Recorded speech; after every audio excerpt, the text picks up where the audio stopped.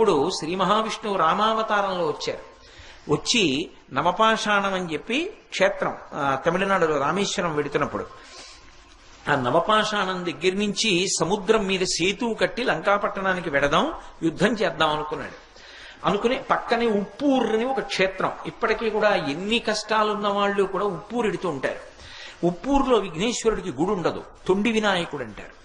ఆయన పందిట్లో ఉంటాడు, తాటాకు పందిట్లో ఉంటాడు.